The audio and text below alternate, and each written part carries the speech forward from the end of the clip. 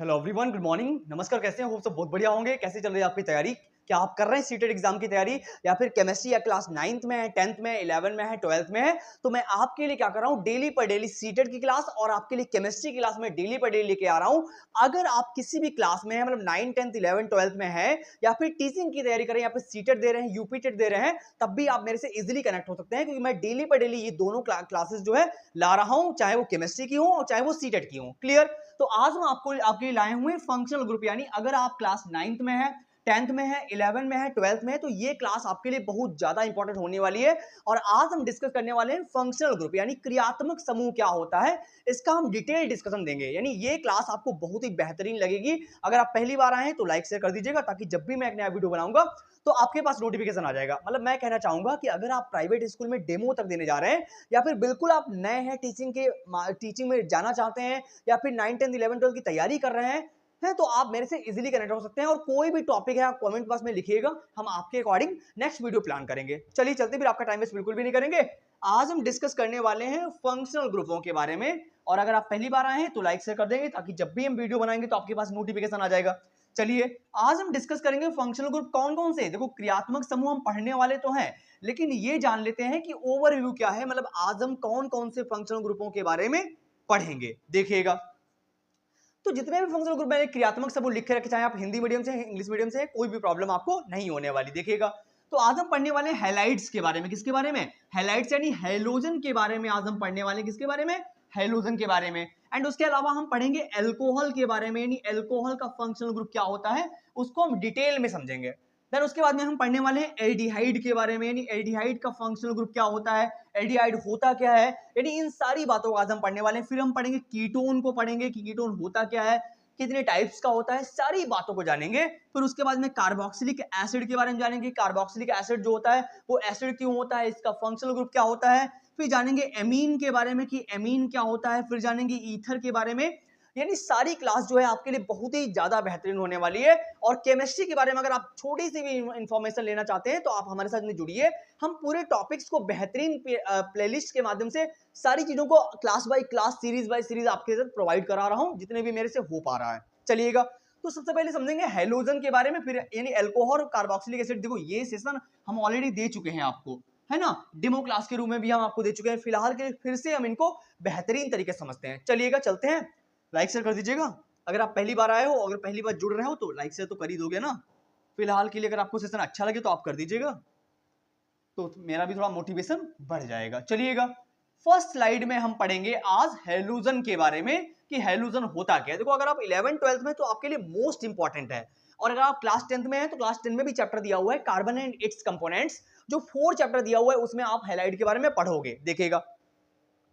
बहुत ही बेसिक से स्टार्ट करेंगे। हैलाइड का मतलब, देखो, हैलाइड का मतलब क्या है। हैलो का मतलब जो होता है, यानी अगर हम बात करें हैलो और या बात करें हैलोजन, देखो इसको हम एक्स से डिनोट करते हैं। किससे? एक्स से। और बात करें कि एक्स जो है ये होता क्या, देखो एक्स को हम हैलोजन बोलते हैं। क्या बोलते हैं? हैलाइड बोलते हैं। क्या बोलते हैं? हैलाइड। और ये होते हैं क्या? फ्लोरीन, क्लोरीन, ब्रोमीन और आयोडीन। क्या होते हैं? फ्लोरीन, क्लोरीन, ब्रोमीन और आयोडीन। ये हमारे हम हैलाइड के बारे में जान रहे हैं। क्लियर? अब देखो, आप सभी को पता है कि एल्केन क्या होती है, यानी सभी को पता है कि एल्केन क्या होती है, जिसका सामान्य सूत्र होता है CnH2n+2। ये एल्केन का फॉर्मूला है। किसका फॉर्मूला है? एल्केन का। अब एल्केन के बारे में अगर इसको केमिकल में चेंज करो आप, तो मैंने बोला कि C जितने माने हैं, H उसके 2 गुने से 2 ज्यादा मानिएगा। मतलब C हमने अगर यहाँ पे 4 माने हैं, तो H आप 2 गुना करिए 8 हो जाएगा, और 2 और ऐड कर दिए 10 हो जाएगा। तो कितना हुआ? H 10 हो गया।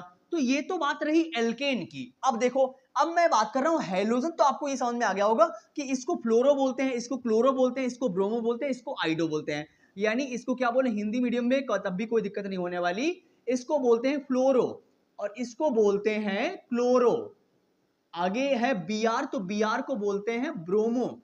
क्या बोलते हैं? ब्रोमो। और आई को बोलते हैं हम आइडो। क्या बोलते हैं? आइडो। अब एक बात मेरी याद रखिएगा, अगर नाम के पीछे हम इनको लगा रहे हैं तो बोलते हैं फ्लोराइड, क्लोराइड, ब्रोमाइड और आयोडाइड। अगर नाम के पीछे लगा रहे हैं तो बोलते हैं फ्लोरो, क्लोरो, ब्रोमो और आइडो। अब अच्छा, इनसे रिलेटेड आपको आईयूपीएसी तो सभी को आते होंगे। सपोज दैट मैं एक करके आपको बता दे रहा हूं, ताकि सारी चीजें आपको समझ में आ जाए। देखिएगा, एक IUPAC हम हेलोजन से रिलेटेड बता दें आपको। जैसे मान लीजिएगा इस बार मैंने क्या किया, 1 2 3 4 हमने कार्बन 4 बना लिए और सभी में हमने लगा दी है सिंगल बॉन्ड। क्लियर। अब आप मैंने यहाँ पे क्या किया, Cl को यहाँ पे लगा दिया और एक Cl हमने यहाँ पे लगा दिया।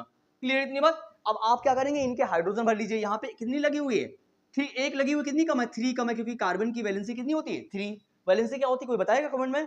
वैलेंसी क्या होती है, जो भी मैं वर्ड बोल रहा हूं आपको उस वर्ड का मीन पता होना चाहिए अगर आप एक्चुअल में पढ़ना चाहते हैं, है ना। तो वैलेंसी क्या होती है, valency is the property of an element. अब एलिमेंट क्या होता है ना, सारी चीजों को जड़ से पता रखो कि एलिमेंट जो होता है प्योर सब्सटेंस होता है। क्या बोलेंगे, element is the pure substance, it can not be divided into any simpler part. यानी हर चीज आपको पता होनी चाहिए विदाउट चेंज इट कैरेक्टरिस्टिक्स, यानी उसकी प्रॉपर्टी जो है आप बदल नहीं सकते। अगर उसके बारे में कहा जाए तो आपको पता हो गया वैलेंसी क्या होती है, प्रॉपर्टी ऑफ एन एलिमेंट होती है।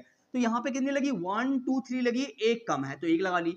1 2 3 लगी, एक कम है, एक लगा ली। 1 लगी हुई, 3 कम है तो 3 लगा ली। अब जब आप IUPAC करते हो तो आपको पता है कि जिस साइड से फंक्शनल ग्रुप लगा होता है उस साइड से हम नंबरिंग करते हैं। अच्छा, फंक्शनल ग्रुप होता क्या है ये पता है आपको, क्रियात्मक समूह। क्रियात्मक समूह जो होता है वो किसी भी कंपाउंड के बारे में, उसकी क्वालिटी के बारे में बताता है। जैसे मान लीजिएगा अगर हम एल्कोहल पढ़ रहे हैं या फिर हैलाइड्स पढ़ रहे हैं, ये लगे हुए हैं, इनके माध्यम से ही तो आप जान पाते हो कि ये हैलाइड्स यानी हेलोजन वाला कोई कंपाउंड है ना। यानी फंक्शनल ग्रुप तय करता है कि कौन सा कंपाउंड क्या है ना, उसकी स्पेसिफिक प्रॉपर्टी को बताता है। साइंस पढ़ रहे हो ना, तो साइंस का मतलब क्या होता है, जहां पे आप स्पेसिफिक नॉलेज को सीखते हो ना। In this science we all are see that everything in this world related to the science, सब कुछ साइंस है, लेकिन फिर भी जहां पे हम स्पेसिफिक नॉलेज को पढ़ते हैं तो वो विज्ञान होती है ना। तो अगर इस कंपाउंड में देखा जाए तो इधर से भी नजदीक में पड़ रहा है, इधर से भी नजदीक में, यानी इधर से नंबरिंग करेंगे तब भी ये 2 नंबर पे आ रहा, इधर से नंबरिंग तब भी ये 2 नंबर पे आ रहा, तो किधर से भी कर लें, 1 2 3 4। तो कार्बन कितने हैं, कार्बन 4 है और 4 पे क्या होती है, ब्यूट होती है। क्या होती है, ब्यूट। अब आपको दिख रहा होगा कि 2 और 3 नंबर पे क्लोरो मिला हुआ है। क्या मिला हुआ है, यानी हमें मिला है 2 और 3 नंबर पे क्या मिला, क्लोरो। जैसे 2,3, ये 2 पे भी मिला है, 3 पे भी मिला हुआ है, और मिला क्या है, क्लोरो। और है कितनी बार, 2 बार। क्योंकि मैं हमेशा बता चुका हूं कि केमिस्ट्री के लैंग्वेज में 1 को मोनो बोलते हैं, 2 को डाई बोलते हैं, 3 को ट्राई बोलते हैं, 4 को टेट्रा, और 4 से ज्यादा है तो उसको पॉली बोलेंगे। क्लियर। तो 2 बार है इसलिए क्या लिखा, 2,3 डाई, और है क्या, क्लोरो, तो क्या बोलेंगे 2,3 डाई क्लोरो। और 4 कार्बन है, 4 पे ब्यूट होती है और सिंगल बॉन्ड लगी हुई है, इसलिए सिंगल बॉन्ड को एन बोलते, तो नाम क्या बना, 2,3 डाई क्लोरो ब्यूटेन। ये एकदम सिंपल IUPAC है, आपको इजीली आ जाएंगे अगर आप पूरा वीडियो देख लें सही से बैठ के। क्लियर। चलिए, हो सके तो आप नोट्स बनाते रहिए मेरे साथ साथ में, ताकि आपकी तैयारी बहुत ही बेहतरीन हो जाएगी। चलिएगा, अब आपको ये तो समझ में आ गया। अब देखो, अगर हैलोजन के बारे में तुम्हें और बताना चाहूं मैं कि हैलोजन के बारे, हमारी स्क्रीनशॉट पे हम आगे बढ़े। देखो, अगर हम हैलोजन के बारे में आपको और बताना चाहें तो किसी भी एल्केन में मान लीजिएगा हमने लिखा हुआ है CH3, आगे लिखा हुआ है CH2 और आगे हमने लगा दिया एक Cl, तो आपको इस कंपाउंड में दिख रहा है कि Cl कितने लगे हुए हैं, एक लगा हुआ है, 1 2 3, यहां पे अगली बार में Cl लगा दिया और यहां पे भी Cl लगा दिया, तो इसमें आपको दिख रहा होगा कि 2 Cl लगे हुए हैं। अगली बार मैंने 1 2 3 कर दिया, यानी इस पे भी हैलोजन लगा दिया, इस पे भी हैलाइड लगा दिया और इस पे भी हैलाइड लगा दिया। हैलाइड जो है वही हैलोजन है, आप कंफ्यूज मत होइएगा बिल्कुल भी। तो अब आपको दिख रहा होगा कि यहाँ पे एक हैलाइड लगा हुआ है, यहाँ पे 2 हैलाइड लगे हुए हैं और यहाँ पे 3 हैलाइड लगे हुए हैं। अगली बार मैंने क्या किया, 1 2 3 4, तो मैंने चारों पे हैलाइड लगा दिया, 4 हैलाइड लगा दिए। क्या लगा दिए, 4 हैलाइड्स लगा दिए हमने। देखो, तो आपको दिख रहा होगा, मैंने बताना है कि एक हैलाइड लगा हुआ है, तो केमिस्ट्री की लैंग्वेज में एक को क्या बोलते हैं, मैंने अभी बताया, मोनो बोलते हैं। क्या बोलते हैं, मोनो। तो एक हैलाइड लगा हुआ है तो ये क्या होगा, कौन सा होगा, ये होगा मोनो हैलाइड। कौन सा होगा, मोनो हैलाइड। चाहे आप इंग्लिश मीडियम तो इंग्लिश में लिख दीजिए, कोई दिक्कत नहीं होने वाली। 2 लगे हुए हैं तो 2 को क्या बोलेंगे, डाई हैलाइड है। क्या है, डाई हैलाइड है ये। और अगर 3 लगे हुए हैं, मतलब अगर 3 लगे हुए हैं तो कैसा है, तो ये ट्राई हैलाइड है। कैसा है, ट्राई हैलाइड है।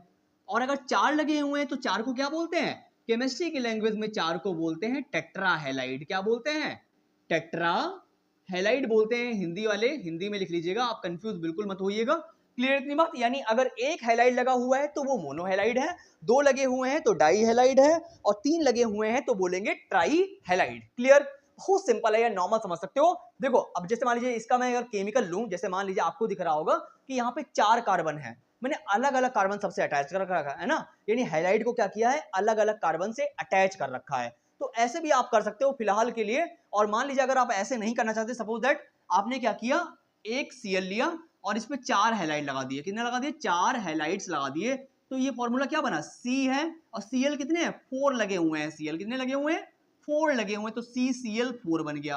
क्या बना, CCl4 बन गया। और अगली बार आपने क्या किया, 1 2 2 कार्बन बनाए, या फिर एक ही कार्बन बनाया आपने, मान लीजिएगा आपने एक कार्बन बनाया और एक कार्बन के एक तरफ लगा दिया Cl, या इधर भी लगा दिया Cl और इधर भी लगा दिया Cl, और इधर लगाया है आपने H, है ना, तो आपको दिख रहा होगा यहाँ पे C एक है और एक H है और 3 Cl लगे हुए हैं, ये Cl और ये Cl, तो क्या बना, CHCl3, और CHCl3 जो है वो क्या है, क्लोरोफॉर्म है। क्या है, क्लोरोफॉर्म। देखो वैसे तो बात करी जाए कि आप अलग अलग कार्बन से अटैच कर सकते हो, बाकी अगर आप ऐसे भी लिखा तब भी बिल्कुल सही है। देखो ये भी लिखा हुआ है CHCl3, इसमें आपको दिख रहा होगा कितने Cl लगे, आपको दिख रहा होगा यहाँ पे 3 Cl है और एक C है ना, तो 3 Cl पे क्या होगा, ट्राई क्लोरो। क्या नाम बनेगा इसका, अगर इसका नाम हम कहें तो इसका नाम क्या बनेगा, देखिएगा 3 बार Cl है तो क्या बोलेंगे नाम, ट्राई क्लोरो हो गया, ट्राई क्लोरो।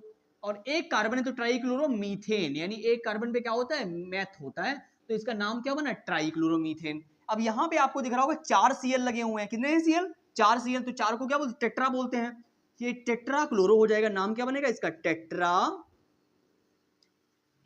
क्लोरो। और एक कार्बन है तो क्या बोलेंगे, टेट्रा क्लोरो, क्या नाम बनेगा बताइए मुझे फटाक से।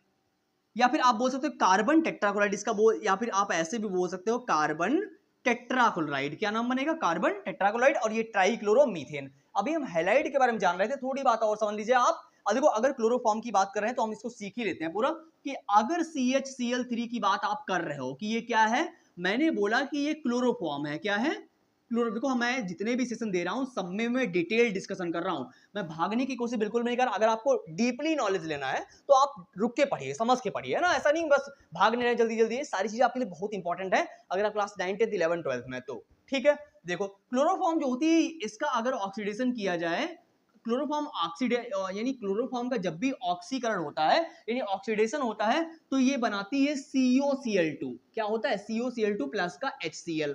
और COCl2 जो होता है इसको बोलते हैं फॉस्जीन। क्या बोलते हैं, फॉस्जीन। बहुत ही डेंजरस गैस होती है। और फॉस्जीन को क्या करते हैं, बंद बोतल में, यानी भूरे कलर की, ब्राउन कलर की बोतल होती है, उनमें हम क्लोरोफॉर्म को भर के रखते हैं, कहीं ये ऑक्सीकृत ना हो जाए। क्यों, क्योंकि ऑक्सीकृत हो जाएगी तो ये बनाएगी फॉस्जीन, और फॉस्जीन बहुत डेंजरस होती है, इसीलिए हम क्लोरोफॉर्म को क्या करते हैं, बंद बोतल्स में भर के रखते हैं। और अभी हम डिस्कस करेंगे ईथर के बारे में, तो ईथर जो होता है उसको भी हम बंद बोतल में भर के रखते हैं। क्यों, क्योंकि वो पेरोक्साइड बनाती है ना। दोनों बहुत ही सिमिलर चीजें हैं, तो ये बात आपको समझ में आ गई होगी। चाहो तो मैं आपको ये भी बता सकता हूँ क्लोरोफॉर्म कैसे बनता है। देखिएगा अगर क्लोरो बनाने की बात करें, अगर क्लोरोफॉर्म के देखो क्लोरोफॉर्म के बारे में थोड़ा और जान लीजिएगा। क्लोरोफॉर्म की बात करी जाए तो इसकी खोज किसने करी, जैसे क्लोरोफॉर्म के बारे में कहा जाए तो इसकी खोज जो करी थी कौन से, एक साइंटिस्ट हुए जिनका नाम है लीबिग तथा सुबीरन।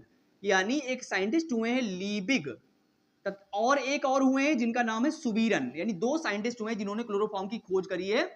लीबिग और सुबीरन नाम के साइंटिस्ट हैं। कैसे, सुबीरन नाम के साइंटिस्ट हैं। देखो ये तो ये साइंटिस्ट हुए हैं जिन्होंने खोज करी क्लोरोफॉर्म की। और क्लोरोफॉर्म नाम किसने दिया था, यानी क्लोरोफॉर्म जो नाम दिया था वो डूमास ने दिया था। किसने, डूमास नाम के एक साइंटिस्ट हुए हैं जिन्होंने क्लोरोफॉर्म का नाम सबसे पहले बार यूज किया था। और देखो इसकी प्रॉपर्टी के बारे में बात करी जाए कि क्लोरोफॉर्म जो होता है, यानी इसका फॉर्मूला अभी मैंने आपको डिफाइन किया कि CHCl3 क्लोरोफॉर्म का फॉर्मूला है और ये ऑक्सीकृत होकर फॉस्जीन बनाता है, ये बात आपको पता हो गई। लेकिन इसके निश्चेतक गुणों के बारे में, अगर इनकी प्रॉपर्टी के बारे में बताया था कि इसके माध्यम से व्यक्ति बेहोश हो सकता है ना, तो वो एक साइंटिस्ट हुए जिनका नाम है सिम्पसन।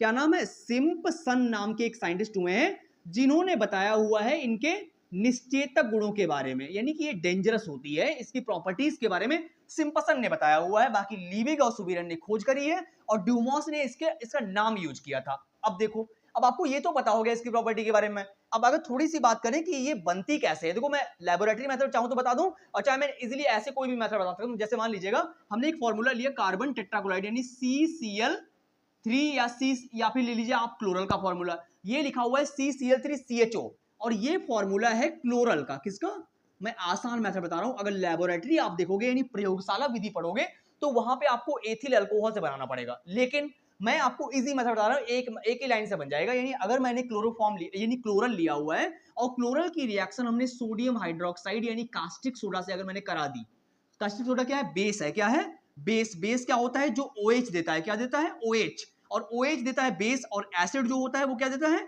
H प्लस देता है, क्या देता है, H प्लस। यानी कोई भी एसिड जो होता है वो H प्लस देने के लिए हमेशा रेडी रहता है, क्योंकि स्टेबल होता है।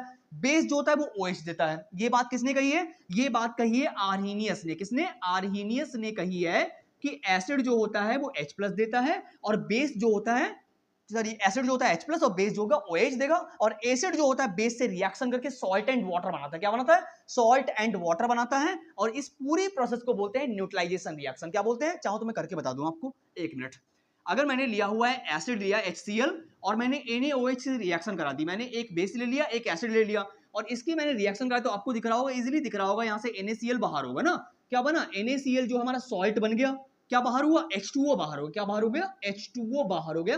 यानी ये जो बना हुआ है ये हमारा सॉल्ट बना हुआ है। क्या बना हुआ है, सॉल्ट बना हुआ है। यानी अगर आपने एसिड की रिएक्शन बेस से कराई है तो सॉल्ट एंड वाटर बनेगा, और इस पूरी प्रोसेस को हम बोलते हैं न्यूट्रलाइजेशन रिएक्शन बोलते हैं। क्या बोलते हैं, न्यूट्रलाइजेशन रिएक्शन बोलते हैं। और हिंदी मीडियम से हैं तो हिंदी में बोलते हैं उदासीनीकरण अभिक्रिया। क्या बोलते हैं, उदासीनीकरण अभिक्रिया बोलते हैं। क्लियर इतनी बात। अगर मैं ऐसे डिटेल में चलूं तो बहुत ही लॉन्ग सेशन हो जाएगा, थोड़ा इजीली पढ़ लेते हैं। CCl3CHO ले रहे थे हम, और इसकी रिएक्शन हम करा रहे थे NaOH से। किससे, NaOH से। यानी ये फॉर्मूला है क्लोरल का, और क्लोरल की रिएक्शन हम करा रहे हैं NaOH से। हमको बनाना क्या है, CHCl3 बनाना है, क्लोरोफॉर्म बनाना है, ट्राइक्लोरोमीथेन। देखो यहां से क्या बनेगा, C और H, Cl3, यहां से क्या बना, CHCl3 तो बन गया, यहां से क्या बना, CHCl3। अभी बचा क्या हुआ है, HCOONA। क्या बना, साइड प्रोडक्ट क्या निकला, HCOONA।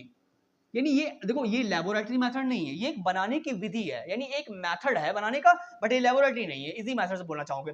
हिंदी मीडियम वाले कैसे लिखेंगे, इंग्लिश मीडियम वाले इसकी थ्योरी कैसे लिखेंगे वो सुन लीजिए।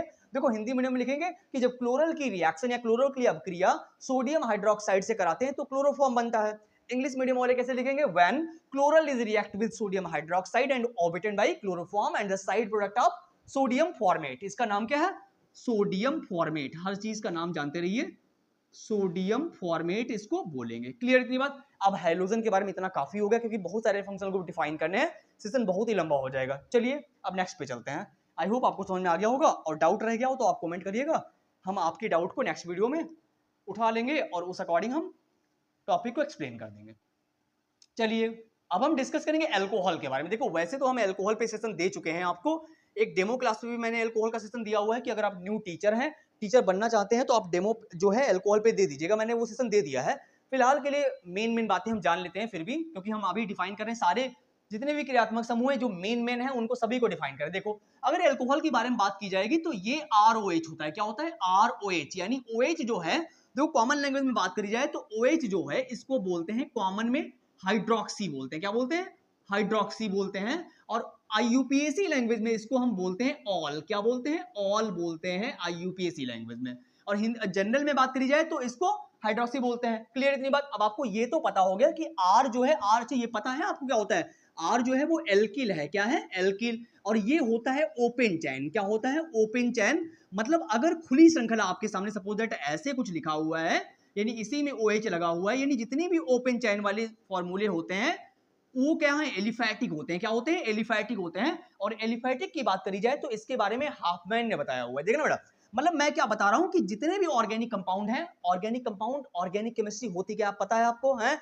सारी बातों को जड़ से पता रखिए। Organic chemistry we discuss about carbon, जहां पे हम कार्बन के बारे में पढ़ते हैं। अगर आपको ऐसे नहीं पढ़ाना तो आप दूसरे तरीके से बता दीजिए कि organic chemistry is the study of carbon containing including their properties, composition, reactions and structures. यानी वो होती है जहां पे हम कार्बन के बारे में पढ़ते हैं। क्लियर इतनी बात। यानी जितने भी ऑर्गेनिक कंपाउंड होते हैं जहां पर भी आपको OH दिख जाए वो सारे के सारे एल्कोहल होंगे। और वो एल्कोहल कब होंगे, देखो अगर एल्किल यानी R से रिलेटेड है, अगर R से R का मतलब कोई भी चैन होगी जो ओपन चैन होगी, खुली श्रृंखला होगी, है ना, तो उससे अगर OH कनेक्ट है तो वो हमारा एल्कोहल होगा। लेकिन अगर AR है, AR का मतलब क्या होता है, बेंजीन यानी फेनिल। क्या बोलते हैं, AR को बोलते हैं AR को बोलते हैं क्या, बेंजीन यानी फेनिल बोलते हैं। और बेंजीन से अगर कनेक्ट है, अगर देखो AR है, AR का मतलब मैंने बताया बेंजीन, और बेंजीन से अगर OH कनेक्ट है तो ये अल्कोहल नहीं होगा, ठीक है, तो ये बन जाएगा फिनॉल। क्या बन जाएगा, फिनॉल। मतलब अगर ओपन चैन से जुड़ा हुआ है डायरेक्टली हमारा OH तो होगा अल्कोहल जो हम पढ़ रहे हैं, लेकिन अगर बंद चैन से यानी क्लोज चैन से रिलेटेड लगा हुआ है OH तो ये फिनॉल होता है। और क्लोज चैन के बारे में बताया था केकुले नाम के साइंटिस्ट ने, किसने, केकुले ने बताया था कि क्लोज चैन जो होती हैं उनके बारे में, यानी बंद श्रृंखलाओं के बारे में। और इसके बारे में हाफमैन ने बताया, यानी हाफमैन नाम के एक साइंटिस्ट हुए हैं जिन्होंने ओपन चैन के बारे में बता रखा है। देखो अब एक बार, अब मैंने बताया हुआ है तो मैं एक बार और आपको बता दूं कि जैसे मैं बताया मैंने आपको कि OH अगर डायरेक्टली कनेक्ट है तो ये फिनॉल है, लेकिन अगर डायरेक्टली कनेक्ट नहीं है, मान लीजिएगा यहाँ पे लगा हुआ है CH2 फिर CH2 और फिर OH लगा हुआ है, तो ये क्या फिनॉल है बताइएगा, तो ये फिनॉल नहीं है भाई। अगर डायरेक्टली कनेक्ट है तो ये फिनॉल है, और अगर डायरेक्टली कनेक्ट नहीं है तो ये क्या है, देखिएगा आपको दिख रहा होगा डायरेक्टली तो कनेक्ट है नहीं यहाँ पे, है तो यहाँ कार्बन से कनेक्ट है, तो ये क्या है, ये एरोमेटिक एल्कोहल है। क्या है, एरोमेटिक एल्कोहल है ये, यानी बंद श्रृंखला वाला एल्कोहल है। अच्छा अगर आपसे कोई बोल देगा कि ये तो एरोमेटिक एल्कोहल, लेकिन ये क्या है, ये सब बेंजीन के निकटवर्ती कार्बन है, यानी बेंजीन के साइड में कार्बन लगे हुए हैं, तो इनको बोलते हैं, क्या बोलेंगे, इनको बोलते हैं बेंजिलिक कार्बन। क्या बोलते हैं, बेंजिलिक कार्बन। देखो आप हो सके तो नोट्स बनाते रहिएगा और पढ़ने में इंटरेस्ट लीजिए तो मुझे भी मजा आएगा पढ़ाने में, है ना। तो ये बात तो आपको समझ में आ गई कि अगर पड़ोस में लगा हुआ है किसी भी कार्बन, यानी बेंजीन से रिलेटेड अगर कोई कार्बन निकटवर्ती लगा है तो उसको बेंजिलिक कार्बन बोलते हैं। देखो हिंदी में भी सेम बोलते हैं, इंग्लिश में भी सेम ही बोले, कोई दिक्कत नहीं होने वाली आपको। ये बात तो क्लियर हो गई। चलिए फिलहाल हम पढ़ रहे हैं क्या, एल्कोहल पढ़े, तो एल्कोहल पे ध्यान दीजिए। देखो तो हम बता रहे थे आपको ROH के बारे में, तो अगर इसके जनरल फॉर्मूले की बात करी जाए तो इसका फॉर्मूला होता है CnH2n+1 और एक OH। अब ये बात तो मैं डिस्कस कर रहा हूं बार बार, देखिएगा इसका मतलब क्या है, C अगर जितने आपने माने हैं H दो गुने से एक ज्यादा मानोगे और एक OH लगाओगे, जैसे C4 आपने माने, अगर H दो गुना करोगे तो H कितना हो जाएगा, दो गुना 8 हो जाएगा, और एक ऐड करेंगे 9 हो जाएगा, आगे है OH। देखो इतनी बात क्लियर हो गई, ये हमारे एल्कोहल है। क्या है, एल्कोहल है। अब देखो जनरल फॉर्मूला आपने सीख लिया, किसी भी ऑर्गेनिक कंपाउंड में एक OH लगा हुआ है तो वो मोनोहाइड्रिक होता है। मान लीजिएगा किसी भी कार्बन में, यानी किसी भी कार्बन चैन में अगर एक OH लगा हुआ है तो ये मोनोहाइड्रिक है, और अगर किसी भी कार्बन चैन में दो लगे हुए हैं तो ये क्या होगा, डाईहाइड्रिक होगा। कैसा होगा, डाईहाइड्रिक एल्कोहल होगा। किसी भी कार्बन चैन में तीन लगे हुए हैं, तीन OH लगे हुए हैं तो ये ट्राईहाइड्रिक एल्कोहल होगा। कैसा होगा, ट्राईहाइड्रिक एल्कोहल। लेकिन एक बात हमेशा याद रखिएगा, बट ये एल्कोहल जो लगा हुआ है ये अलग अलग कार्बन से अटैच होना चाहिए, एक कार्बन पे आप नहीं लगा सकते। अगर आप एक ही कार्बन पे लगा दोगे तो वो दूसरा कॉन्सेप्ट बन जाएगा, वो जेमिनल वाला बन जाएगा। जेमिनल क्या होता है, विसिनल क्या होता है, अल्फा ओमेगा मैं बता चुका हूँ वो डिटेल में, है ना। आप प्लेलिस्ट को चेक करिए, वीडियो मिल जाएगा आपको। तो ये बात तो आपको क्लियर हो गई ना कि अगर एक OH लगा हुआ है तो मोनो है, दो लगे हुए तो डाई है, तीन लगे हुए तो ट्राईहाइड्रिक एल्कोहल है। क्लियर इतनी बात। और तीन से ज्यादा टेट्रा तो एल्कोहल में होता नहीं है, पॉली होता है। अगर तीन से ज्यादा होंगे तो वो पॉली एल्कोहल, पॉलीहाइड्रिक एल्कोहल हो जाएगा। क्लियर इतनी बात। चलिए अब थोड़ा सा एक मेथड बता दूं मैं आपको, प्रिपरेशन मेथड। देखो अगर बनाने की बात करी जाए एल्कोहल की, अगर बनाने की बात करी जाएगी कि एल्कोहल बनाने की विधि बताइए, यानी अगर बात करें हम प्रिपरेशन मेथड की, यानी प्रिपरेशन मेथड क्या होता है, एल्कोहल बनाने की एक विधि बताइए। नहीं कभी कभी आपको पता होना चाहिए ना, अगर आप क्लास 11 12 में है तब भी पता होना चाहिए कि एल्कोहल बनाने का मेथड क्या है। ये 10th में भी आपके लिए बहुत ज्यादा इंपॉर्टेंट है। जो अगर बात करूं एल्डिहाइड की, देखो और एल्डिहाइड और एल्कोहल में भी एथिल एल्कोहल ही आएगा अगर आप 10th क्लास में हैं। अगर एथिल एल्कोहल ही आएगा अगर आप 10th क्लास में हैं। एल्डिहाइड से रिलेटेड IUPAC आएंगे और एल्कोहल बनाने का मेथड आएगा, वो भी एथिल अल्कोहल का। ये 100% तय है, आप अनसॉल्व उठा के देख लीजिए, आपको हर सेट में ये मिलेगा। चलिएगा पढ़ लेते हैं प्रिपरेशन मेथड। देखो सबसे इजी मेथड जो है हमारे लिए, वो सबसे इजी मेथड है एल्किल हैलाइड के थ्रू। यानी पहला जो है फ्रॉम एल्किल हैलाइड, किसके थ्रू बनाएंगे, फ्रॉम एल्किल हैलाइड के थ्रू बनाएंगे। हिंदी मीडियम तब भी लिख लोगे, एल्किल हैलाइड के द्वारा। किसके द्वारा बनाएंगे, एल्किल हैलाइड के द्वारा बना लेते हैं। देखिएगा देखो हमें बनाना है क्या, अभी मैंने बताया आपको हमें ROH बनाना है। क्या बनाना है, ROH। नॉर्मली लोग बोलते हैं, क्या बच्चे बोलते हैं, क्लास में भी डिस्कस जब मैं करता हूं तो बोलते हैं हमें ये समझ नहीं आता कि ये बनेगा। जैसे मान लीजिएगा हमें ROH बनाना है ना, क्या बनाना है, हमें ROH बनाना है। तो R वाला कोई ऐसा कंपाउंड जिसमें R आता हो, तो सिंपल हम पढ़ रहे हैं अभी तक RX पढ़ रखा हम लोगों ने ना, तो हमने ले लिया RX। क्या ले लिया, RX, यानी R वाला कोई ले लिया। और एक आप ऐसा ले लीजिए जिसमें OH आता हो, तो कोई भी ले लीजिए, NaOH ले लीजिए, KOH ले लीजिए, मान लीजिएगा तो हमने ले लिया यहाँ पे NaOH। तो आपको देखो इजीली दिख रहा है यहाँ से NaX जो है ये बाहर हो रहा है और ROH बन गया ROH।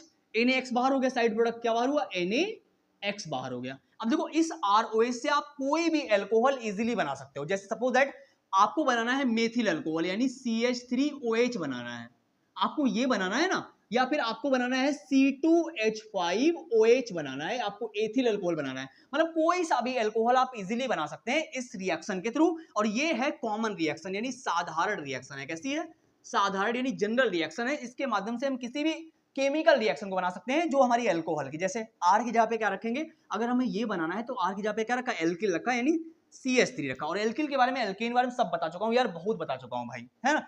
देखो R की जगह पे रखा, X की जगह पे हमने क्या रखा, कोई हैलाइड रख लीजिएगा, जैसे मैंने अभी बताए थे आपको, फ्लोरीन, क्लोरीन, ब्रोमीन और आयोडीन कोई भी रख लीजिए ना। तो हमने मान लीजिए Cl रख लिया, क्लोरीन रख लिया, क्या रख लिया, Cl, हमने क्लोरीन रख लिया यहाँ पे। किसी जगह पे Cl की जगह, X की जगह पे रखा है Cl रख लिया हमने, प्लस का आगे क्या है NaOH, सेम वही कर रहा हूं। R की जगह पे क्या रखा हमने CH3, आगे क्या रखा है, आगे क्या है OH है, प्लस का Na, आगे X की जगह पे क्या रखा Cl, देखो बन गया वही जो हम बता रहे थे ऊपर, आपको बन गया कि नहीं, मेथिल अल्कोहल में क्या बना हुआ है, मेथिल अल्कोहल। अगर इसके IUPAC नेम की बात करी जाए तो इसका IUPAC नेम कितने कार्बन है, आपको दिख रहा होगा, एक कार्बन है। कितना कार्बन, एक, और एक पे होता है मैथ, क्या होता है, मैथ, सिंगल बॉन्ड लगी हुई है। सिंगल को क्या बोलते हैं, एन बोलते हैं, डबल को इन, ट्रिपल को आइन बोलते हैं। तो मेथेन हो गए, ये क्या है, ऑल, तो नाम क्या बना, मीथेनॉल। क्या नाम बना इसका, मीथेनॉल।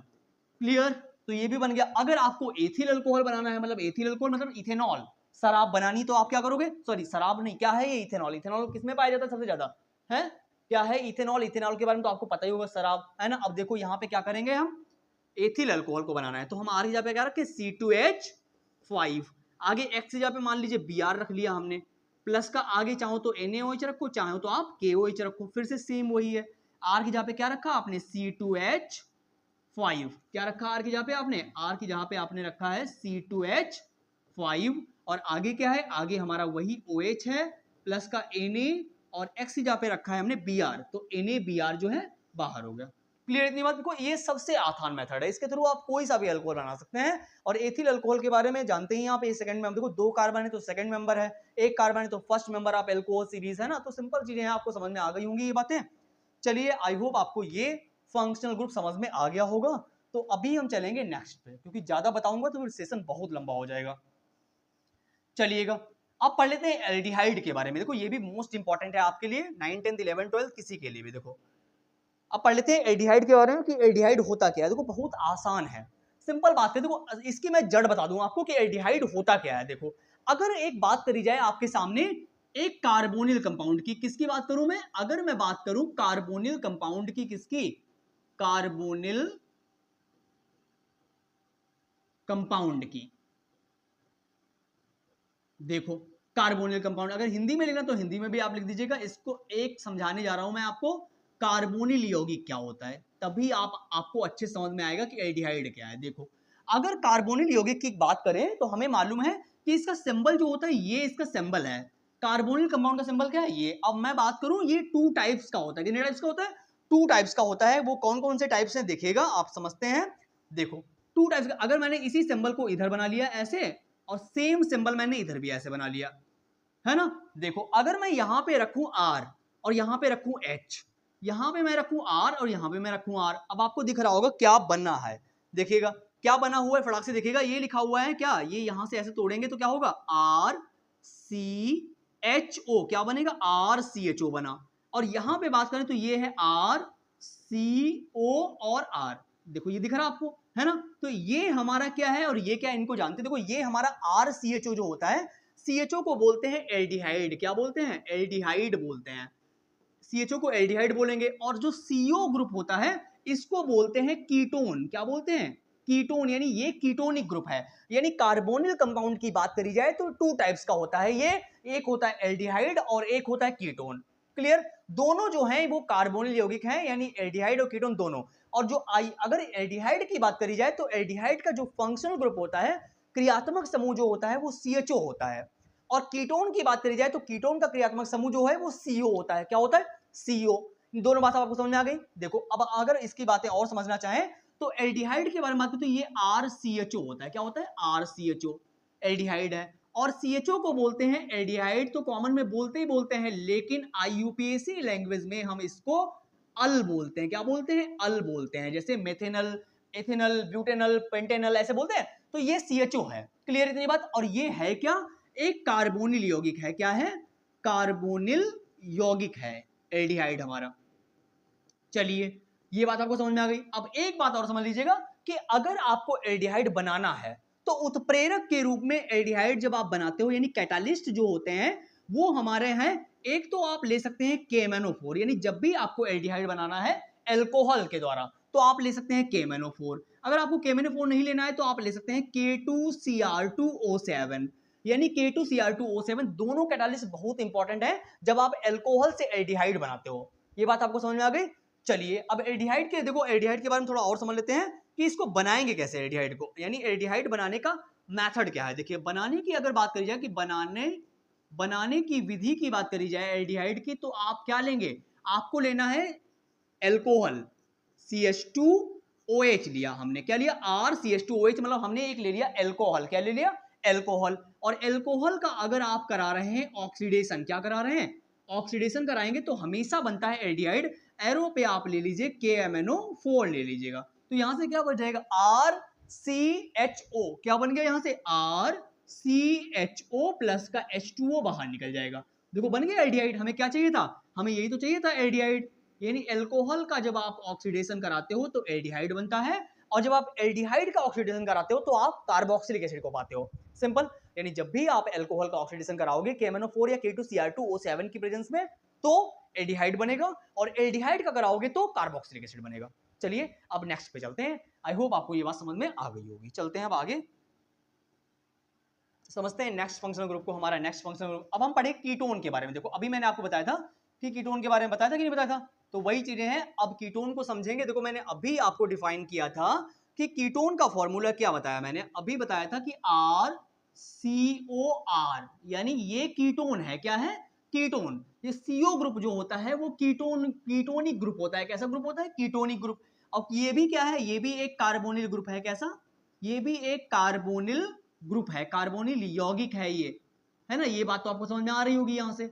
अब देखो, अब अगर कीटोन की बात करी जाए तो ये भी टू टाइप्स का होता है। यानी अगर कीटोन की बात करें तो ये टू टाइप्स का होता है। एक होता है सिमेट्रिक कीटोन, यानी सममित कीटोन, और एक होता है असिमेट्रिक कीटोन, यानी असममित कीटोन। जैसे सपोज दैट ये लिखा हुआ है हमारे सामने एक फॉर्मूला RCOR, एक तरफ ये लिखा हुआ है और एक तरफ हम और लिख रहे हैं RCOR डैश, है ना। तो आपको दोनों को केमिकल में चेंज करिए फटाक से। देखो, अगर मैंने क्या किया, इस R की जगह पे भी रखा CH3, आगे ले आए CO और आगे है CH3, तो आपको दोनों में दिख रहा होगा जो CO यानी कीटोनिक ग्रुप है उसके अराउंड में CH3 सेम सेम लगा हुआ है ना। तो ये कैसा होगा?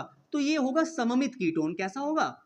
सममित कीटोन होगा। अगर इंग्लिश मीडियम वाले तो लिख लीजिएगा सिमेट्रिक कीटोन। तो कैसा होगा? सममित कीटोन। अब इसकी बात करें तो R की जगह अगर मैंने रखा CH3 और आगे है CO और यहां पे रखा मैंने C2H5, तो आपको दिख रहा होगा ये इधर साइड अलग दिख रहा है, उधर साइड अलग दिख रहा है ना, तो ये हो जाएगा असममित कीटोन। कैसा हो जाएगा? असममित कीटोन हो जाएगा। यानी टू टाइप्स का होता है ये हमारा कार्बोनिल ग्रुप, और इसको IUPAC लैंग्वेज में हम ओन बोलते हैं। क्या बोलते हैं? IUPAC लैंग्वेज में ओन बोलते हैं। ये बात आपको समझ में आ गई होगी, है ना। यानी अगर एल्डिहाइड की बात करी और कीटोन की बात करी तो दोनों ही जो है हमारे कार्बोनिल ग्रुप होते हैं, कार्बोनिल कंपाउंड होते हैं। और कीटोन की बात कर रहे हैं तो इसको IUPAC में ओन बोलते हैं। सबसे छोटे कीटोन की बात करी जाए तो सबसे छोटा कीटोन क्या है? देखो, आपको दिख रहा होगा। क्या इससे छोटा कीटोन कोई हो सकता है? मतलब R की जगह पे आप रखोगे तो CH3, एक कार्बन वाला तो लोगे ना, इससे कम क्या लोगे? तो सबसे छोटा कीटोन कौन सा होगा भाई? अगर हम इसी को लिख लें यहाँ पे CH3, C और इधर भी CH3, तो हमने बोला कि इससे छोटा क्या ही ले सकते हैं, तो इसका नाम क्या होगा भाई? आपको दिख रहा है 3 कार्बन है, 1 2 3, 3 कार्बन में क्या होता है? प्रोप होता है ना, सिंगल बॉन्ड एन है, CO लगा हुआ है। CO को क्या बोलते हैं? ओन बोलते हैं। IUPAC में नाम क्या बनेगा इसका? नाम बनेगा प्रोपेनोन। किसका नाम क्या बनेगा? इसका नाम है प्रोपेनोन। अगर प्रोपेनोन से ज्यादा फेमस नाम सुनना है तो एक नाम और होता है इसका, उसको बोलते हैं एसीटोन। इसी को बोलते हैं एसीटोन। यानी जब भी आपसे कोई कहे कि सबसे छोटा कीटोन कौन सा होता है तो वो एसीटोन होता है। कौन सा होता है? एसीटोन। क्लियर। ये टू टाइप्स का होता है, ये भी बात आपको पता चल गई। एक सममित होता है और एक असममित होता है। देखो, अगर बात करें, मैंने अभी बोला था आपको कि अल्कोहल का जब हम ऑक्सीडेशन करते थे तो बनता था एल्डिहाइड, और अभी मैंने बताया था कि अगर प्राथमिक अल्कोहल का ऑक्सीडेशन करते हैं, प्राथमिक क्या होता है, सेकेंडरी क्या होता है, ये भी सुन लो। देखो जरा, देखो मैंने बोला प्राथमिक अल्कोहल, मैं बताने जा रहा हूं कि प्राथमिक अल्कोहल, देखो RCH2OH से OH का जब मैंने ऑक्सीडेशन कराया था तब हमारा बना था एल्डिहाइड। ये प्राथमिक अल्कोहल है, प्राइमरी अल्कोहल है। लेकिन अगर सेकेंडरी, देखो बहुत आसान है, 2 R लगे हुए हैं, यानी 2 एल्किल ग्रुप लगे हुए हैं तो सेकेंडरी है, 3 R लगे हुए हैं तो ये कैसा है, तो ये टर्सरी है। कैसा है, टर्सरी। यानी 2 हैं R एल्किल ग्रुप तो ये क्या है, सेकेंडरी है। 1 लगा हुआ है तो प्राइमरी है, 3 लगे हुए हैं तो टर्सरी। इसी को 1 डिग्री बोलते हैं, 2 डिग्री बोलते हैं, और इसी को 3 डिग्री बोलते हैं। देखो अगर 1 डिग्री का कराते हैं तो बनता है एल्कोहल का, करेंगे ऑक्सीडेशन 1 डिग्री का, यानी प्राइमरी एल्कोहल का ऑक्सीडेशन करोगे तो एल्डिहाइड बनेगा। लेकिन हम पढ़ रहे हैं कीटोन, तो सेकेंडरी का आप कर दीजिएगा, बन जाएगा कीटोन। क्या बन जाएगा, कीटोन बन जाएगा। जैसे सपोज दैट हमने लिया R, यहाँ पे लिया R और हमने लिया CH, आगे लिया OH, तो ये कैसा सेकेंडरी अल्कोहल है। कैसा है, ये सेकेंडरी अल्कोहल है, द्वितीयक अल्कोहल है ये। और इसका ऑक्सीडेशन जब आप करा दीजिएगा, मैंने बोला ना कि जब भी आप अल्कोहल का ऑक्सीडेशन कराओगे तो हमेशा आप क्या लोगे, KMnO4 लोगे या K2Cr2O7 लोगे, है ना। तो यहां से बन जाएगा हमारा, क्या बन जाएगा, कि हमारा बन जाएगा कीटोन। कितने R हैं, 2 R हैं। कितने R हैं, 2। आगे क्या है, C, और यहां से ये जो है O जुड़ जाएगा, प्लस का H2O बाहर निकल गया। क्या ये बन गया कीटोन, देखिएगा, है ना। जब भी आप करेंगे सेकेंडरी अल्कोहल का ऑक्सीडेशन तो क्या बनेगा, कीटोन बन जाएगा। अब इसको केमिकल में चेंज करना है, चेंज करिए फटाक से। केमिकल में चेंज करना है तो R की जगह पे क्या रखेंगे, मान लीजिए हमने रखा CH3, इस वाले R की जगह पे यहाँ पे भी रखा CH3। आगे क्या है, CH, और आगे क्या है, OH। इसका मैंने ऑक्सीडेशन किया। हम सिर्फ R की जगह को चेंज कर रहे हैं और कुछ नहीं कर रहे हैं, केमिकल में चेंज कर रहे हैं। R की जगह पे क्या रखा, R की जगह पे हमने रखा था CH3 रखा था, तो R की जगह पे रख लीजिएगा CH3, इधर भी रख लीजिए CH3। आगे क्या है, C और O है, प्लस का H2O है। ठीक है, देखो केमिकल में चेंज हो गया। क्लियर इतनी बात, तो आई होप आपको ये बात समझ में आ गई होगी। तो अभी हम चलेंगे नेक्स्ट फंक्शनल ग्रुप पे, क्योंकि ये बात तो आपको समझ आ गई। चलिए अब आगे चलते हैं नेक्स्ट फंक्शनल ग्रुप पे, क्योंकि ज्यादा लंबा करेंगे सेशन तो आप भी हो जाओगे बोर। चलिए आप पढ़ लेते हैं कार्बोक्सिलिक एसिड के बारे में। देखो बहुत ही आसान है और बहुत ही बेहतरीन चैप्टर है आपके लिए। सारे टॉपिक्स बहुत ही बेहतरीन। देखिए इस टॉपिक को इतना डिटेल में मैं डेमो के लिए भी दे चुका हूं। कार्बोक्सिलिक एसिड को समझ लीजिए, फिर से देखिएगा। इसके बारे में अगर जानना चाहें तो पहली बात तो बात करें कि एसिड, एसिड जो होता है वो एसिडिक क्यों होता है, क्योंकि इसका कार्ड होता है वो H+ देने के लिए रेडी रहता है। जैसे सपोज दैट मैंने बोला कि कार्बोक्सिलिक एसिड का फॉर्मूला है RCOOH। क्या होता है, RCOOH। अब बात करें कि यही सेम फॉर्मूला आपको कई तरीके से लिखा मिलेगा। देखो कभी कभी क्या होगा, यही फॉर्मूला सेम आपको ऐसे लिखा मिलेगा। बात तो वही है, चाहे आप ऐसे लिखो चाहे आप ऐसे लिखो, सेम फॉर्मूला आपको कभी कभी दूसरे तरीके से भी लिखा मिलेगा। जैसे सपोज दैट आपको ऐसे मिलेगा, RC ऊपर लगा होगा OH और इधर लगी होगी बॉन्ड करके O, यानी ऐसे भी कभी कभी लिखा मिलेगा ना। तो चाहे जैसे भी लिखा मिले, ये है हमारा क्या, कार्बोक्सिलिक एसिड है। जैसे भी आपको लिखा मिल जाए तो ये भी COOH कार्बोक्सिलिक एसिड है, ये भी और ये भी। क्लियर। इसको IUPAC में बोलते हैं ओइक एसिड। क्या बोलते हैं, ओइक एसिड बोलते हैं। क्लियर इतनी बात। अब आपको यहां पे एक बात दिख रही होगी कि ये कार्बोक्सिलिक एसिड 2 टाइप्स के ऑर्गेनिक कंपाउंड को, फंक्शनल ग्रुपों को मिला के बना हुआ है। सपोज दैट देखिए आपको दिख रही होगी एक बात कि जैसे मैंने ये RC और इधर लगाया O और इधर लिखा मैंने OH। अब इसको डिफाइन करना है कि कैसे बना हुआ है। देखिएगा अब हमें दिख रहा है, सिंपल दिख रहा है कि ये 2 ग्रुपों को मिला के बना हुआ है। कौन कौन ग्रुपों को, अभी आपको पढ़ाया मैंने CO के बारे में। तो CO क्या है, CO एक कीटोनिक ग्रुप है। कैसा, कीटोनिक ग्रुप है, यानी कार्बोनिल कंपाउंड है। क्या है, कार्बोनिल ग्रुप है, कीटोनिक ग्रुप है ये। और इसके बारे में मैंने अभी आपको बताया कि OH जो है ये क्या है, अल्कोहल है। क्या है, अल्कोहल, यानी हाइड्रोक्सिल ग्रुप है। क्या है ये है हाइड्रोक्सिल ग्रुप। क्या है, हाइड्रोक्सिल ग्रुप है ये। यानी आपको ये बात पता चल गई यहां से कि यानी जो हमारा कार्बोक्सिलिक एसिड है वो 2 ग्रुपों को मिला के बना हुआ है, एक हमारा कीटोनिक ग्रुप और एक हमारा हाइड्रोक्सिल ग्रुप। ये बात तो क्लियर। चलिए इस मारिए स्क्रीनशॉट पर आगे बढ़े। देखो अब एक चीज और जान लीजिए कि ये एसिडिक क्यों है। देखिएगा जैसे सपोज दैट मैंने लिखा R और ऊपर लिखा मैंने OH और इधर लिखा मैंने डबल बॉन्ड O, लिखा तो कार्बोक्सिलिक एसिड ही है। क्या लिखा हुआ है, ये लिखा तो कार्बोक्सिलिक एसिड ही है। भाई ये क्यों है एसिड, चलिए मैंने बोला ना कि ये बहुत ज्यादा स्टेबल है। रिवर्सिबल लिखा के डेल्ट इसको गर्म करेंगे थोड़ा सा तो आपको पता चलेगा कि ये कंपाउंड, मैंने बोला कि एसिड हमेशा H+ देने के लिए रेडी रहता है। अगर मैंने इसका H प्लस निकाल दिया, देखिए आर सी, ऊपर लगा हुआ है OH, क्या लगा हुआ है OH, यानी H को मैंने बाहर कर दिया और इधर लगा था डबल बॉन्ड से O, यहां से H प्लस बाहर गया ना, H प्लस बाहर गया, चलो H प्लस तो चला गया, लेकिन आपको दिख रहा होगा ऑक्सीजन की वैलेंसी कितनी होती है, 2 होती है ना, यहाँ पे तो एक ही लगी हुई है, तो 2 लगाने के लिए एक चार्ज लगा देंगे, यहाँ पे निगेटिव आयन लगा देंगे। तो आपको ये कंपाउंड जो दिख रहा है इसका नाम क्या है, क्या नाम है इसका, इसको बोलते हैं कार्बोक्सिलेट आयन। क्या बोलते हैं, इसको बोलते हैं कार्बोक्सिलेट आयन, इसको बोलते हैं कार्बोक्सिलेट आयन। हिंदी में लिखना चाहें तो हिंदी में भी लिख दीजिएगा कार्बोक्सिलेट आयन। क्लियर, इतनी बात समझ में आ गई। यानी हमारा जो कार्बोक्सिलिक एसिड जो होता है वो H प्लस देने के लिए रेडी रहता है, और H प्लस निकलने के कई बार क्वेश्चन पूछ दिया जाता है हमसे कि कार्बोक्सिलिक एसिड जो होता है वो H प्लस दे देता है तो कौन सा कंपाउंड बनता है, तो हमारा कार्बोक्सिलेट आयन बनता है। चलिए ये बात आपको क्लियर हो गई। और देख लो जरा, एक बात सुन लीजिएगा जरा, इसी फंक्शनल ग्रुप में फैटी एसिड के बारे में सुन लीजिएगा। देखो अगर फैटी एसिड की बात करी जाए तो C12 से लेके C18 तक के जितने भी मेंबर होते हैं इनको हम फैटी एसिड बोलते हैं। यानी कार्बोक्सिलिक एसिड में C12 से C18 तक के जो मेंबर होते हैं वो कार्बोक्सिलिक एसिड के जो फैटी एसिड होते हैं। अब देखो इसके डेरिवेटिव की बात करी जाए, अगर हम बात करें कार्बोक्सिलिक एसिड के डेरिवेटिव की, तो एक होता है COCl।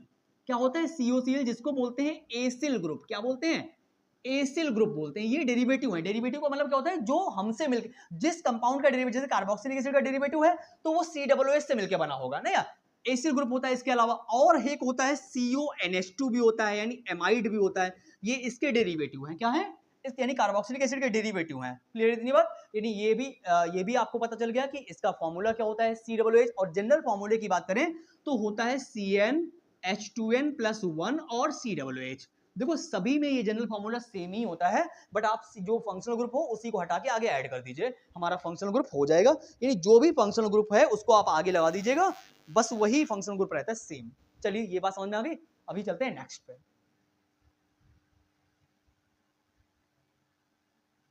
और बनाने का मेथड तो आपको पता था ना इसके बारे में, कि मैंने बोला था कि अल्कोहल का ऑक्सीडेशन करते तो एल्डिहाइड बनता था, एल्डिहाइड का करते तो कार्बोक्सिलिक एसिड। चलो बता देते हैं एक बार, ताकि आप भी कंफ्यूज ना हो। एक बार सुन लो इसका प्रिपरेशन मेथड भी, ताकि साथ में ये भी क्लियर हो जाए। देखो मैंने अभी आपको बताया था कि अगर लेंगे अल्कोहल यानी RCH2OH लेते हैं, ये क्या है, प्राइमरी अल्कोहल है। क्या है, प्राइमरी अल्कोहल यानी प्राथमिक अल्कोहल है।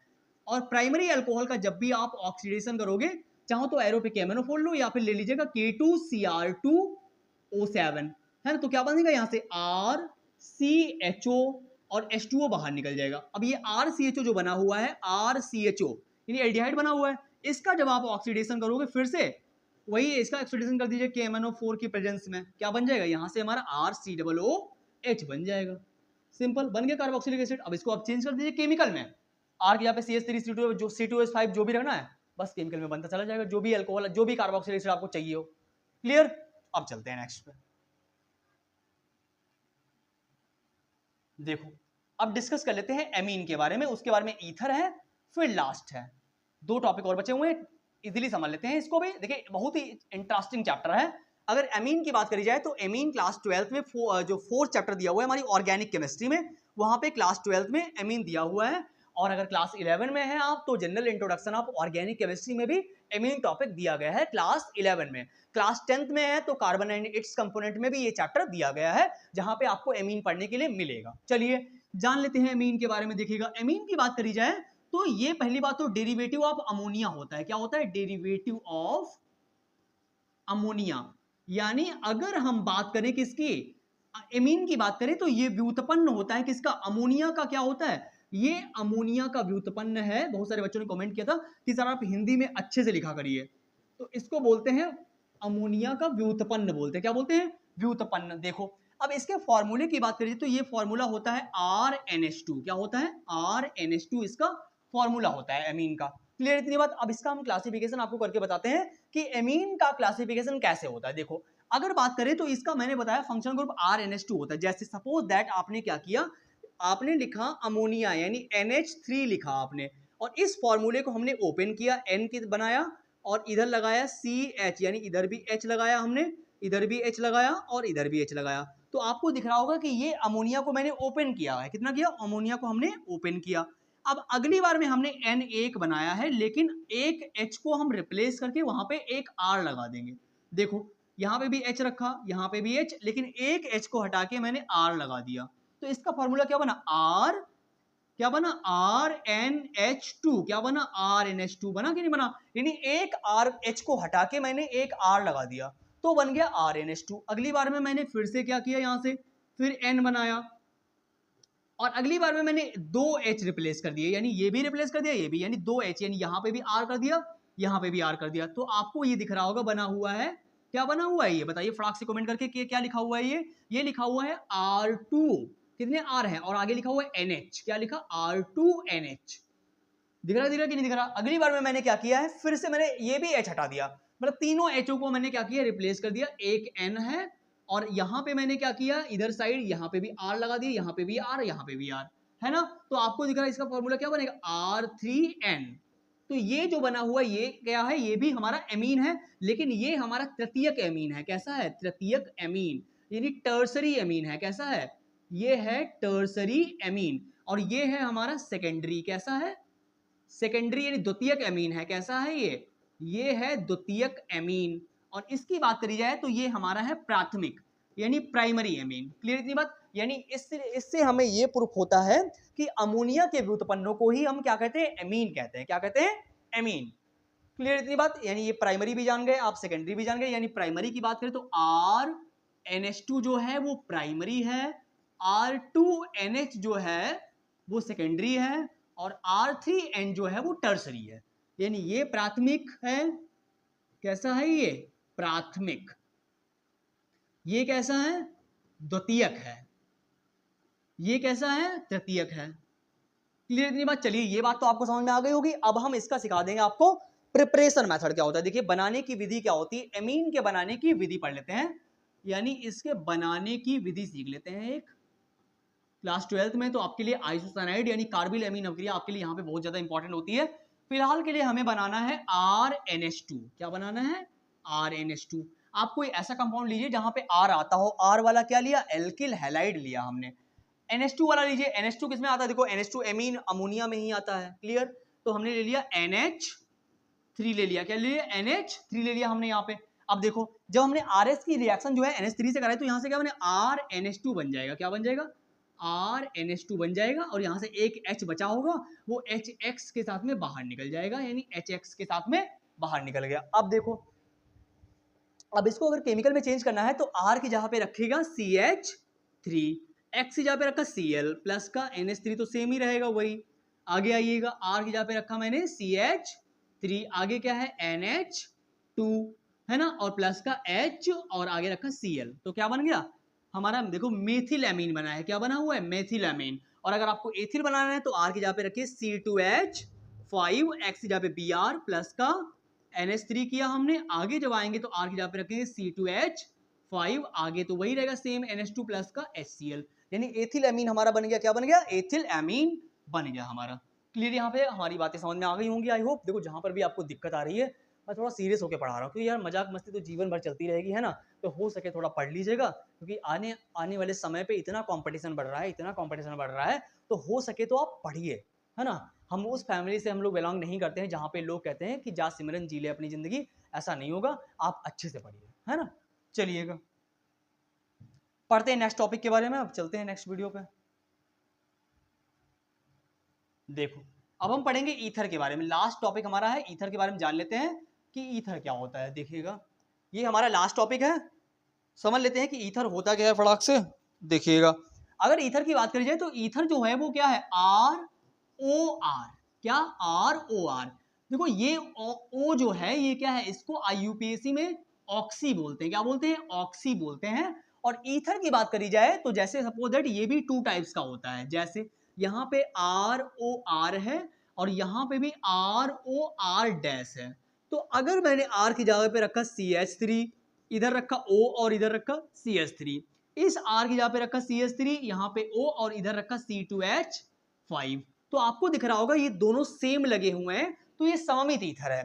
दोनों सेम नहीं है तो ये असममित ईथर है, यानी symmetric ether asymmetric ether. Just ketone जैसा ही है, कीटोन में CO था और यहाँ पे केवल O आ गया है ना? तो आपको समझ में आ गया होगा, इसको ऑक्सी बोलते हैं। अच्छा इसका नाम बताएं, अगर आइए इसका नाम करें तो आपको मेथिल दिख रहा होगा। 2 बार मेथिल है तो डाई बोलेंगे, डाई मेथिल, और ये क्या है ईथर, तो इसका नाम क्या बना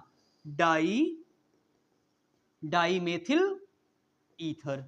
और इसकी बात करिए तो आपको दिख रहा होगा ये एथिल है, ये मेथिल है, ये ईथर है। अगर अल्फाबेट के अकॉर्डिंग चलेंगे तो ए बाद में, ए पहले आता है और एम बाद में आता है, तो एथिल मेथिल ईथर, इसका नाम क्या बनेगा एथिल और मेथिल ईथर। देखो अब अगर इसके बनाने के मेथड की बात करें तो बताओ, तो उसको भी बता दूं साथ साथ में, ताकि वो भी क्लियर हो जाए आपका। देखिएगा चलते हैं इसके बनाने के मेथड, यानी ईथर को बनाना है तो मान लीजिए हम डाई एथिल ईथर बना के दिखाते हैं आपको। C2H5O और C2H5, यानी डाई एथिल ईथर हम आपको बना के दिखाते हैं। यानी बनाने की विधि मैं बताने जा रहा हूं, प्रिपरेशन मेथड, बनाने की विधि। यानी अब हम पढ़ेंगे प्रिपरेशन मेथड के बारे में। क्या पढ़ने जा रहे हैं?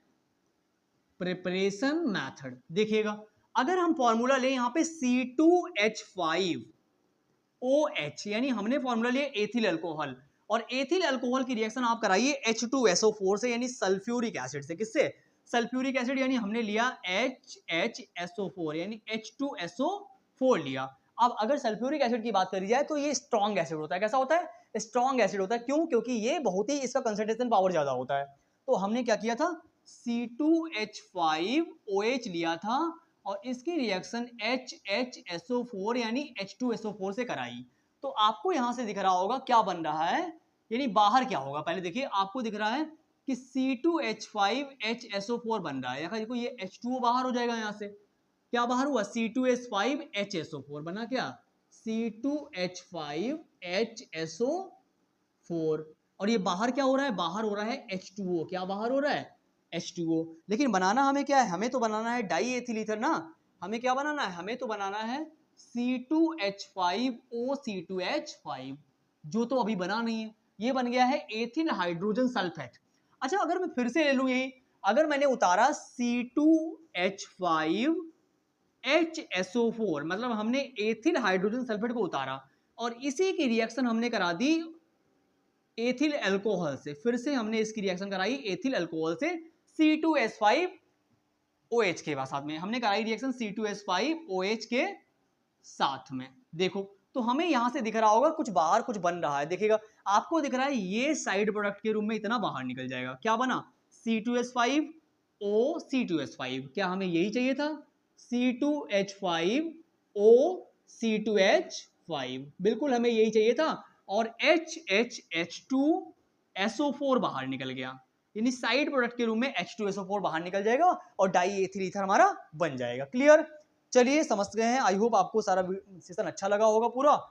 जहां पर भी आपको दिक्कत रह गई फटाक से आप कमेंट बॉक्स में मुझे कमेंट करिएगा कि कौन सा टॉपिक आपको समझ में नहीं आया। हम आपके अकॉर्डिंग नेक्स्ट वीडियो प्लान करेंगे 110%। जो भी आपको लग रहा होगा कि कहीं पर भी अगर आपको ऐसा लग रहा है कि दिक्कत आ रही है, कमेंट करिए फटाक से, मैं आपके अकॉर्डिंग वो वीडियो लाऊंगा नेक्स्ट वीडियो 100%। तो अगर वीडियो अच्छा लगा हो तो प्लीज लाइक से सब्सक्राइब तो कर ही लेंगे, ताकि जब भी मैं नया वीडियो बनाऊंगा तो नोटिफिकेशन आपके पास आ जाएगा। क्लियर?